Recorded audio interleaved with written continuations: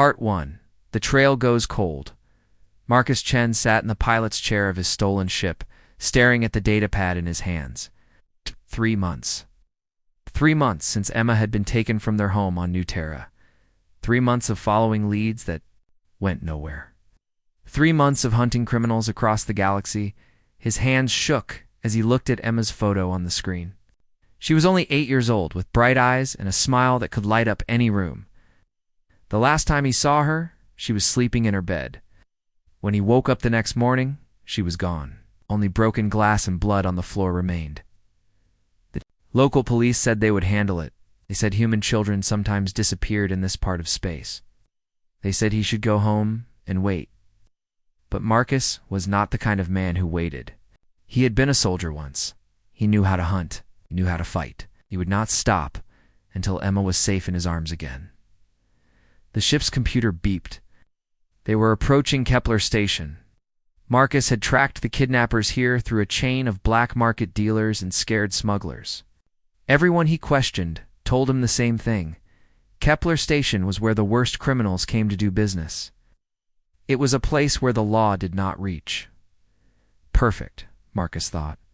He did not want the law. He wanted his daughter. Kepler Station looked like a massive metal ring spinning in space. Ships of all sizes flew in and out like angry insects. Most of them were old and dirty, the kind of ships used by people who did not want to be found. Marcus docked his ship in a dark corner of the station, where no one would ask questions. He walked through the station's corridors with purpose. His clothes were simple: dark pants, a worn jacket, and boots that had walked on a dozen different worlds. But something about the way he moved made other people step aside. Maybe it was the cold look in his eyes. Maybe it was the way his hand never moved far from the weapon on his hip. Marcus had learned many things in the past 3 months. He learned that fear was a useful tool. He learned that criminals talked when they thought they might die. He learned that his reputation was growing. People whispered about the human who would do anything to find his child. A 3-armed alien merchant pointed him toward the lower levels of the station. The auction house, the creature said, not meeting Marcus's eyes. Level 47. But human. ... You do not want to go there. Bad things happen in that place.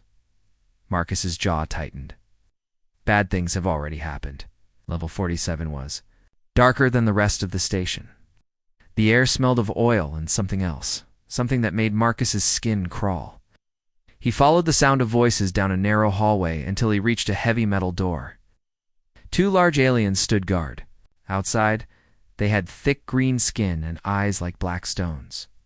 Marcus watched from the shadows. He had to get inside that auction house. If Emma was being sold, she would be in there. His heart pounded as he thought about what he might find, but he pushed down his fear. Fear would not help Emma. Only action would help her now. He waited until the guards were distracted, then moved like a shadow. His knife went into the first guard's neck before the creature could make a sound. The second guard turned, but Marcus was already there. A quick twist, and both guards were down. Marcus dragged the bodies into a dark corner and took their weapons. Then he opened the heavy door and stepped inside. The auction house was a large, round room with rows of seats facing a stage. Dozens of different alien species sat in the darkness, their eyes glowing in the dim light. On the stage, creatures in chains were being displayed like objects for sale. Marcus's blood turned cold. These were not criminals being sold. These were people, children, families, all different species, all scared and helpless. But Emma was not. Among them, Marcus found an empty seat in the back and waited. Maybe she would be brought out later. Maybe he was in the right place but at the wrong time. He had to be patient, had to wait for the right moment. Then something happened that changed everything. The auctioneer, a thin alien with too many arms, brought out a new prisoner. But this one was different. She was small, maybe the size of a human child, but her skin looked like living crystal. She glowed with a soft blue light that filled the entire room. The crowd gasped. Marcus had never seen anything like her before. Zephyrian? Someone whispered. Impossible. They are all dead, alive and undamaged. the auctioneer said with a cruel smile. This child can find anything, anyone, anywhere in the galaxy. Her psychic abilities are beyond measure. Bidding starts at 1 million credits. Marcus's mind raced. A child who could find anyone. If this was true, she could help him find Emma. But the bidding was climbing fast. 2 million, 5 million, 10 million credits. He did not have that kind of money. But he had something else. He had skills that 3 months of hunting had made very sharp. Marcus stood up slowly. Every eye in the room turned toward him, pulled out the guards' weapons, and smiled a cold, dangerous smile. I have a different kind of bid, he said. What happened next would be talked about in criminal circles for years. Marcus Chen, a human father looking for his stolen daughter, single-handedly attacked an auction. House full of the galaxy's most dangerous criminals. He moved through the room like death itself. Alien gangsters who had killed dozens of people ran screaming when they saw him coming. His weapons never stopped firing. His feet never stopped moving. His eyes never left the crystal child on the stage. When the shooting stopped, half the criminals were dead and the other half had fled into the station's corridors. Marcus climbed onto the stage and gently cut the chains holding the crystal girl. She looked up at him with eyes like blue stars. "You are not here to buy me," she said. In a voice like singing. "No," Marcus said softly. "I am here to take you away from this place." He carried her to his ship as alarms blared throughout the station. Behind them, fires burned and sirens wailed. But Marcus did not look back. He had what he came for, not Emma, but something that might lead him to her. As their ship pulled away from Kepler Station, the crystal child touched his hand. Her skin was warm despite looking like stone. "I know why you did this," she whispered. "I can see into your heart. You are looking for someone you love." Marcus nodded, not trusting his voice to speak. The child closed her blue star eyes and concentrated. When she opened them again, they were filled with sadness. "Your daughter," she said. "I can see her. She is alive, but she is very far away, and the ones who took her." She paused, fear creeping into her musical voice. "They are not what you think they are." Marcus felt his blood turn to ice. "What do you mean?" But before the child could answer, space around their ship began to twist and bend. Something was coming, something big and hungry and very, very angry. The hunt for Emma was just beginning. Part 2. The innocent weapon Marcus steered their ship through the dark space between stars. The crystal child sat beside him, her blue glow filling the small cockpit with soft light. She had told him her name was Lyra, and she was trying to explain what she had seen in her vision. "The people who took your daughter," Lyra said, her voice like wind chimes.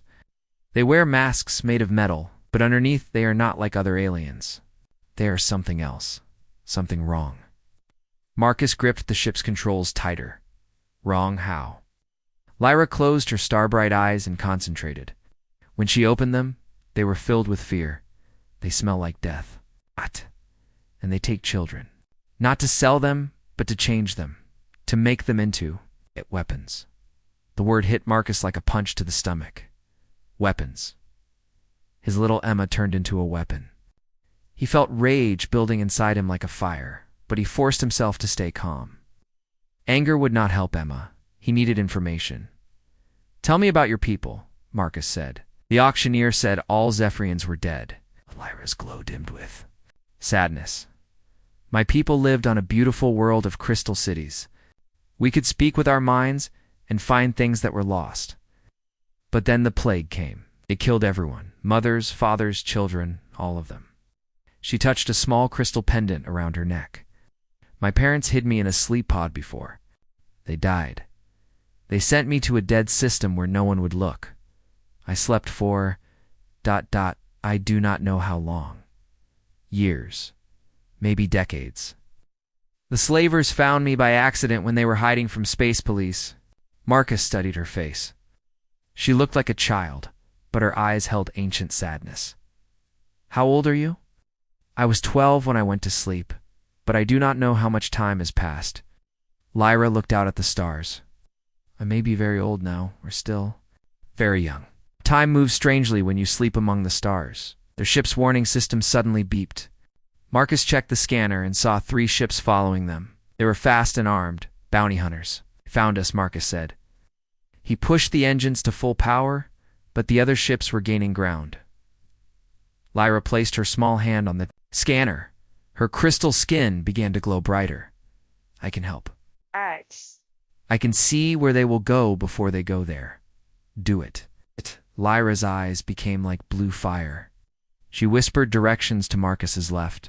Right. Dive down. Climb up. The bounty hunters. Weapons missed them again and again. It was like Marcus could see the future. Every move his enemies made, he was already somewhere else. But something else was happening. As Lyra used her powers, space around them began to change. The stars looked different. The darkness seemed to move and twist. Something's wrong, Lyra gasped. She pulled her hand back from the scanner, using my abilities. It sends out signals, like a beacon in the dark. What kind of signals? Before she could answer, reality tore open behind their ship, crack in space itself bleeding with terrible light. Through the crack came sounds that made Marcus's teeth hurt, hungry screams that seemed to come from everywhere at once. The bounty hunters stopped chasing them. Their ships turned and fled at maximum speed. What is that? Marcus shouted over the horrible noise. Lyra was shaking with terror. Devourers. The real reason my people went into hiding. They are older than the galaxy itself. They eat minds and souls and leave nothing behind. The crack in space grew larger. Something huge and dark began pushing through it, a shape that hurt to look at directly. It moved like liquid shadow, but felt solid as a mountain. Marcus did what he always did when facing impossible odds. He ran toward the danger instead of away from it. Hold on, he told Lyra, and turned their ship directly at the tear in space. No, Lyra screamed. If they touch us, we will be gone forever, and we better not let them touch us. Marcus flew their ship through the narrow gap between the Devourer and the edge of the space crack. The creature reached for them with tendrils of pure darkness, but Marcus's reflexes were faster. He spun the ship, dove under the grasping shadows, and shot out the other side of the tier. Behind them, the crack sealed itself with a sound like breaking glass. The Devourer was gone, but Marcus knew it would not give up. It had tasted Lyra's psychic signature. It would follow that taste across the galaxy. You are insane, Lyra whispered, but there was wonder in her voice. No one flies toward Devourers. Everyone runs away. I am not everyone, Marcus said grimly. Now, can you still find Emma? Lyra nodded slowly. She placed her hands on the scanner, again, but more carefully this time. Her glow was softer, more controlled. I can see her. She is on a space station hidden in an asteroid field. There are many other children there. Human children. Images flashed through Marcus's mind, not his own memories, but visions from Lyra. He saw Emma lying on a metal table, connected to strange machines. Alien doctors in silver masks worked around her, doing things to her brain that made Marcus sick to watch. They are changing them, Lyra said, tears glowing blue on her crystal cheeks, taking human children and putting machines in their heads, making them into living weapons that can fight the Devourers. Marcus felt his world tilt. Fight the Devourers? You mean the people who took Emma are trying to stop those creatures? Yes, but their way is wrong. The children die from the process. Only 1 in 10 survives, and those who do live. They are no longer fully human. Lyra's voice became very small. Your Emma is strong. Ow. She has survived at the first stage, but if we do not reach her soon, she did not need to finish. Marcus understood. He set their course for the asteroid field, pushing the engines until they screamed. Behind them, space twisted again, as more cracks began to appear. The Devourers had found Lyra's trail. They were coming in numbers now, drawn by her psychic beacon like sharks to blood. Can you hide your abilities? Marcus asked. Yes, but then I cannot help you find Emma in time. Marcus stared at the stars ahead. Every minute they delayed gave the aliens more time to change his daughter. But every time Lyra used her powers, they brought the Devourers closer to inhabited worlds. How long before the Devourers reach populated systems? Lyra concentrated for a moment. 2 days. Maybe 3. 2 days to save Emma and stop an invasion of mind-eating monsters. Marcus had faced impossible odds before, but never like this. Never with so many lives hanging in the balance.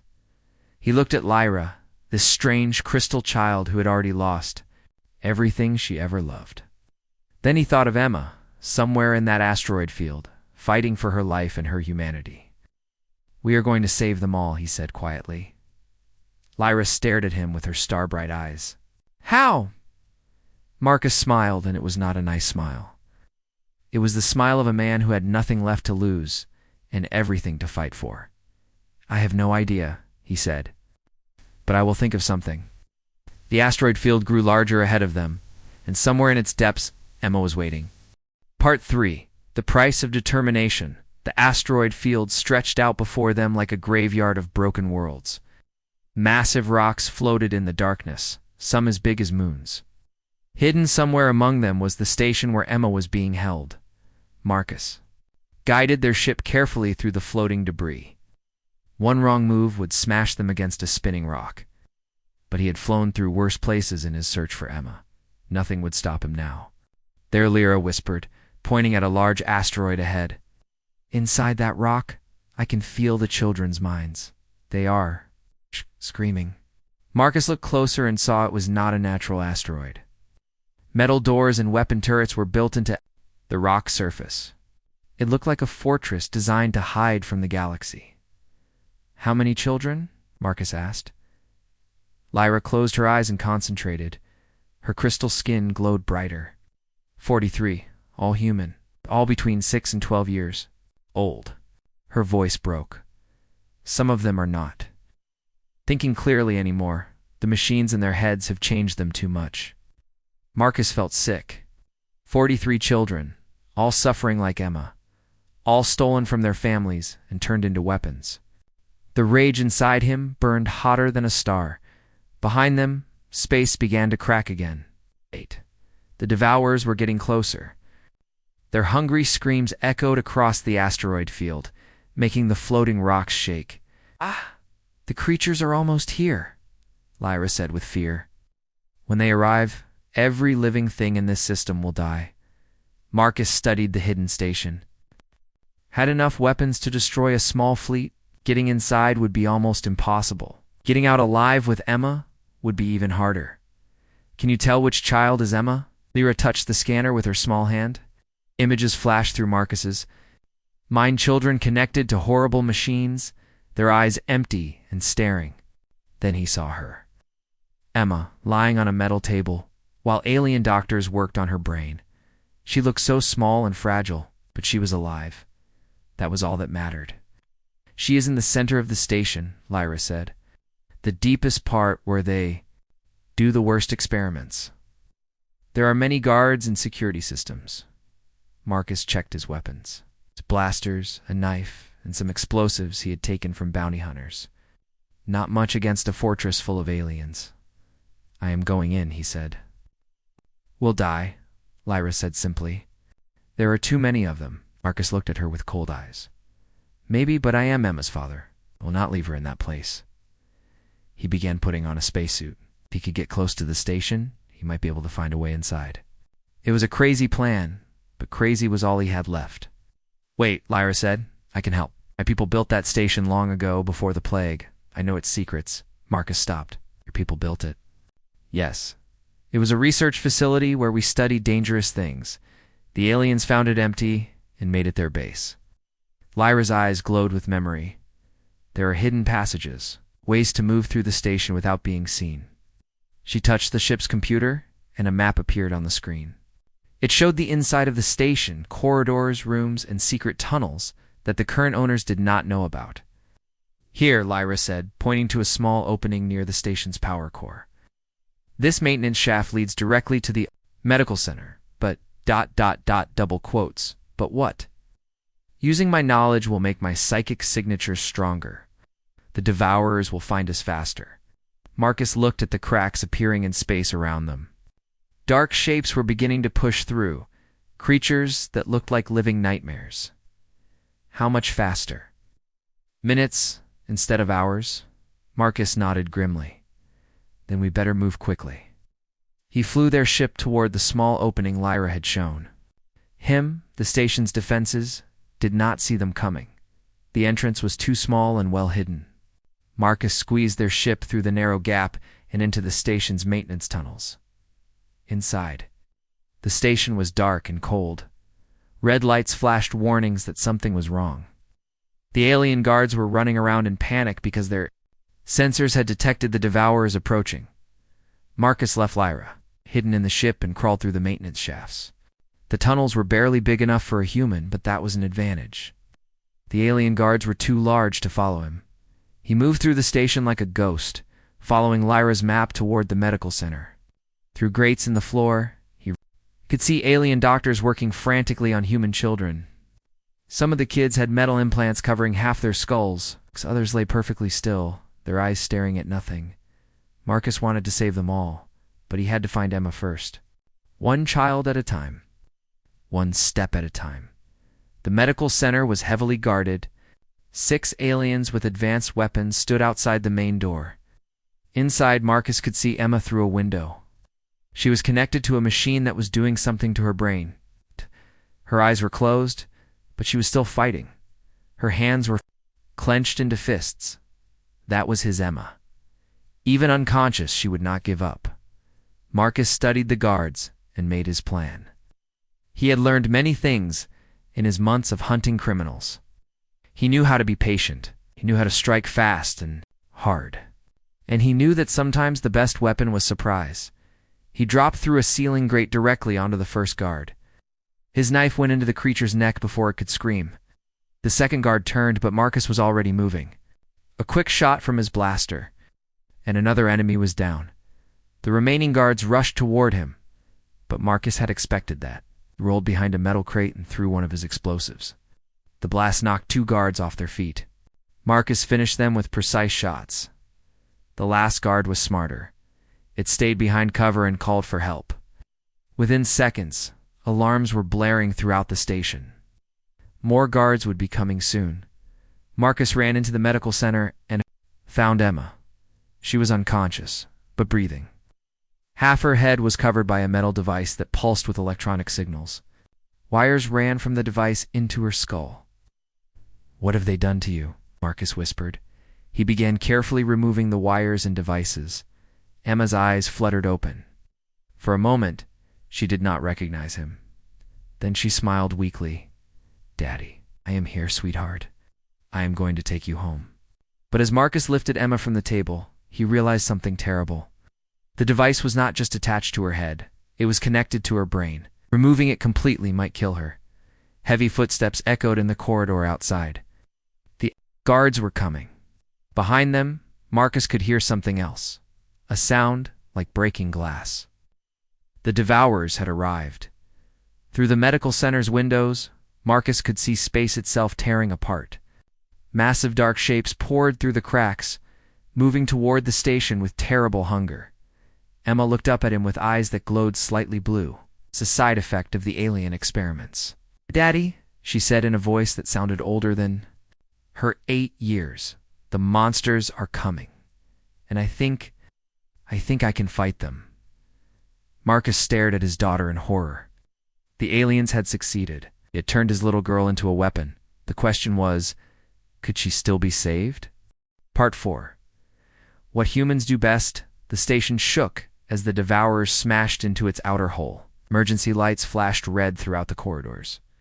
In the distance, Marcus could hear alien guards screaming as the shadow creatures found them. Emma sat up on the medical table, her blue glowing eyes looking around the room. The metal device on her head sparked with electrical energy. "I can hear them, Daddy," she said in that strange, older voice. "The dark things, they are so hungry, want to eat everyone's thoughts." Marcus knelt beside his daughter and gently touched her face. Half of it was still warm human skin. The other half was cold metal and wire. What had they done to his? "Little girl, Emma, we need to get out of here. Can you walk?" She nodded and slid off the table. But when her feet touched the floor, she stumbled. The machine attached to her head was heavy, and the wires going into her skull made movement difficult. "Device," Emma said, touching the metal covering half her head. "It hurts, but I can do things now. I can see inside people's minds. I can push things without touching them." As if to prove her point, a medical tool flew across the room and smashed against the wall. Emma had not even looked at it. Marcus felt his heart break. His innocent little girl was gone, replaced by something that could kill with a thought. But she was still Emma, underneath all that metal. She was still his daughter. "We will figure out how to fix this later," Marcus said. "Right now, we need to find Lyra and get off this station." They ran through the corridors as the station continued to shake. Through the windows, Marcus could see the Devourers swarming over the outer hull like living shadows.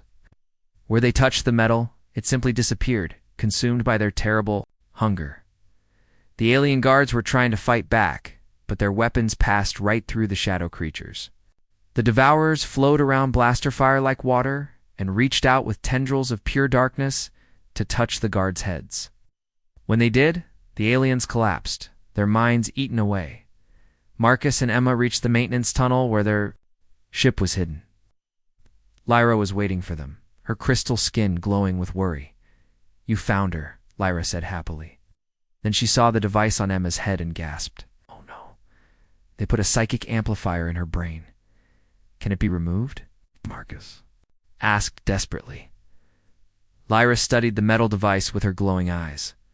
"Maybe, but not here. Not now. The process would take hours, and we do not have hours." The wall beside them suddenly turned black and began to dissolve. A devourer was pushing through the station's hull, its shadow body reaching toward them with hungry tendrils. Emma stepped forward, her blue eyes blazing with power. She raised her small hand, and the devourer stopped moving. It hung in the air like it had hit an invisible wall. "Get away from my family," Emma said in a voice that made the metal walls vibrate. The devourer struggled against whatever force was holding it, but it could not break free. For the first time since arriving at the station, one of the shadow creatures looked afraid. "Impossible," Lyra whispered. "Nothing can stop a devourer like that." But Emma was not done.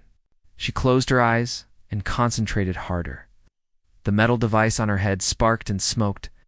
Blood ran down her face where the wires entered her skull. The devourer began to shrink. Its shadow body grew smaller and smaller until it was just a tiny ball of darkness floating in the air. Then Emma opened her hand and the creature simply vanished. "Emma," Marcus caught his daughter as she collapsed. The effort had nearly killed her. "I am okay, Daddy," she whispered, "but there are so many more of them. Cannot stop them all." Marcus lifted Emma in his arms and carried her to their ship. Lyra followed, her face full of wonder and fear. "Did she do that?" Lyra asked as they climbed into the ship. "I do not know," Marcus said. "But we need to get out of here before more of them come." He started the engines and flew their ship out of the maintenance tunnel. The asteroid station was covered in devourers now. They flowed over its surface like living oil, consuming everything they touched. But something strange was happening. As their ship flew away from the station, some of the devourers began following them instead. They seemed more interested in Emma than in eating the aliens on the station. "They want her," Lyra said with understanding. "The amplifier in her head makes her psychic signature very strong. To them, she looks like the biggest meal in the galaxy." Marcus pushed the engines to maximum power, but the devourers were faster. They moved through space like they were swimming through water, their shadow bodies reaching toward the ship. "Daddy," Emma said weakly, "I have an idea, but you are not going to like it." "What kind of idea?" Emma sat up in her seat, ignoring the blood still running down her face. "The device in my head lets me talk to them. It's not with words, but with thoughts and feelings. Maybe I can make them understand." "Understand what?" "That eating people is wrong. That there are better ways to get the energy they need." Marcus stared at his 8-year-old daughter in amazement. Even with half her head covered in alien technology, even after everything she had been through, she still wanted to help others instead of hurt them. Emma, these creatures have been eating minds for millions of years. You cannot just talk to them and make them change. Maybe not, Emma said with a small smile that reminded Marcus of the girl she used to be. But I have to try. It is what you taught me, Daddy. We help people even when it is hard. Before Marcus could stop her, Emma placed her hand on the ship's communication system. Her blue eyes began to glow brighter than ever before. The metal device on her head sparked and crackled with electrical energy. Suddenly, Marcus could feel what Emma was feeling. Through the ship's sensors, he could sense the Devourer's minds, ancient, alien, and incredibly hungry. They had been eating psychic energy for so long that they had forgotten there might be other ways to survive. Emma began to show them memories through her amplified psychic abilities. She showed them Marcus's love for her. She showed them Lyra's sadness for her lost people. She showed them the joy of helping others instead of hurting them. The Devourers slowed their pursuit. Marcus could feel their confusion through Emma's connection. These concepts, love, sacrifice, protection, were completely alien to creatures that had only known hunger for eons. But understanding came at a terrible price. The psychic connection was burning out Emma's brain. She was screaming now, her small body shaking as the alien device overloaded. "Emma, stop!" Marcus shouted. "You're going to kill yourself. I have to show them," Emma gasped. "I need to understand that there is another way." Through the connection, Marcus felt something incredible happen. The lead devourer, an ancient creature older than most stars, suddenly understood what Emma was trying to tell it. For the first time in millions of years, a devourer felt something other than hunger. It felt curiosity. The shadow creature stopped chasing their ship, hung motionless in space. The other devourers gathered around it, their alien minds touching and sharing what their leader had learned. Emma collapsed in her seat, unconscious but still breathing. The device on her head was smoking and sparking. It would not work much longer. Marcus held his daughter close and watched the devourers through the ship's windows. They were not chasing anymore. They were talking to each other, learning. "What happens now?" Lyra asked quietly. Marcus looked at Emma's peaceful face and made a decision that would change the galaxy forever. "Now we go home," he said, "and we teach them what it really means to be human." Part 5. The Human Solution 3. Days later, Marcus sat beside Emma's bed in the medical center of New Terra Colony. The best doctors in the galaxy were working to remove the alien device from her head. It was slow, dangerous work. One wrong move could kill her or leave her brain damaged forever. But Emma was strong. She had always been strong. Lyra sat on the other side of the bed, her crystal skin glowing softly in the dim room. She held Emma's hand while the doctors worked. The two girls had become like sisters during their escape from the research station. "The main psychic connections are almost severed," Dr. Hayes said as she carefully removed another wire from Emma's skull. "But some of the neural pathways have been permanently changed. She will always have enhanced abilities." Marcus nodded. He had expected this. Emma would never be completely normal again. But she would be alive, and she would be free. That was enough. Through the window, he could see something that still amazed him. In the space around New Terra, dozens of Devourer ships waited peacefully. They looked like living shadows shaped into spacecraft, beautiful and terrifying at the same time. The creatures had followed them home, but not to attack. They had come to learn. The breakthrough had happened when Emma made her psychic connection with the lead devourer. For the first time in millions of years, the ancient creature had experienced emotions other than hunger, curiosity, wonder, and something that might have been hope. The devourers had spent eons consuming psychic species because they thought it was the only way to survive. They needed mental energy to live, but they had never considered asking for it instead of taking it by force. Humans, it turned out, were different from every other species they had encountered. When faced with a choice between saving themselves or helping others, humans often chose to help others. This concept was so alien to the devourers that it fascinated them. "How are the negotiations going?" Dr. Hayes asked as she worked on Emma's head. "Better than expected," Marcus said. The Galactic Council is still terrified, but they are starting to understand. The Devourers do not want to be destroyers anymore. They want to be partners. It had been the strangest diplomatic meeting in galactic history. Humans, aliens, and ancient shadow creatures sitting around a table, trying to find a solution that would work for everyone. The Devourers had agreed to stop consuming unwilling minds. In exchange, various species would provide volunteers, people, who were willing to share small amounts of their psychic energy in return for knowledge and protection. It was not a perfect solution. Many species still did not trust the Devourers. But it was a beginning. Emma's eyes fluttered open. The blue glow was still there, but it was softer now. More human. "Daddy," she whispered. "I am here, sweetheart." Emma looked around the room and saw Lyra holding her hand. She smiled weakly. "Are we safe?" "Yes," Marcus said. "We are all safe." "And the shadow creatures? Are they still hungry?"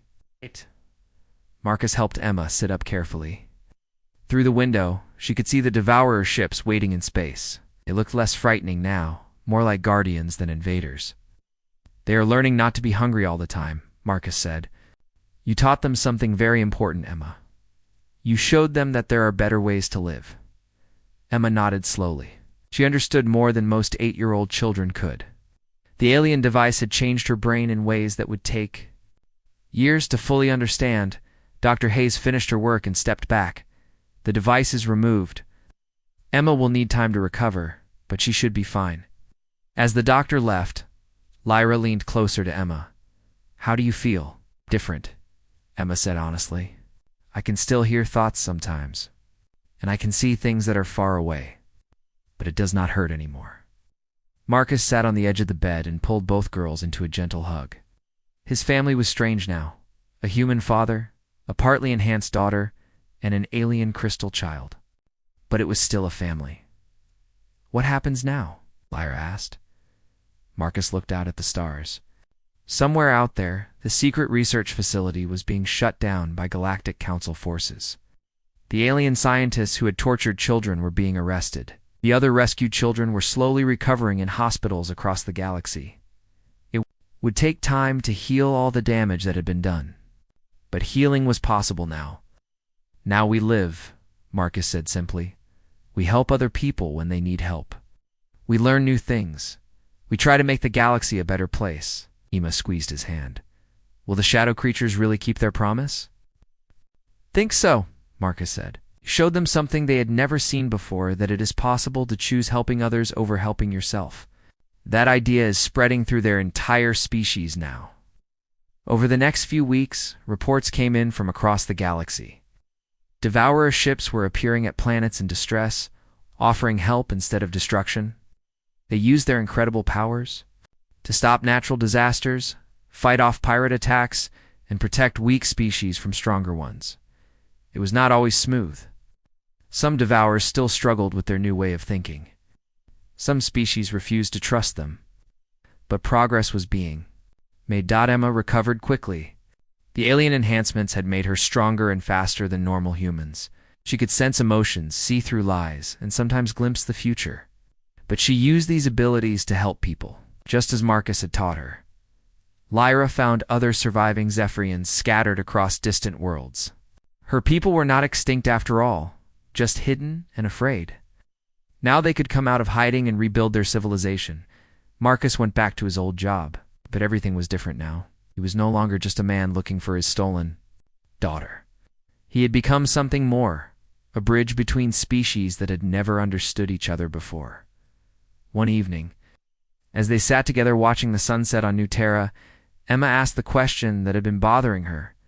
"Daddy, why did you save Lyra that day at the auction house? You could have just looked for me." Marcus thought about it for a long moment. "Because she needed help," he said finally. "And when someone needs help, you help them, even if it is dangerous, even if it makes your own problems harder to solve." Emma nodded. "That is what makes us human, is it not? We care about people we do not even know." "Yes," Marcus said, pulling her close. "That is exactly what makes us human." Above them, the stars shone down peacefully. Somewhere among those stars, Ancient creatures that had once consumed civilizations were learning to protect them instead, and it had all started with a father who refused to give up on his daughter and a little girl who chose to help monsters. Instead of destroy them, the galaxy would never be the same, and that was a very good thing.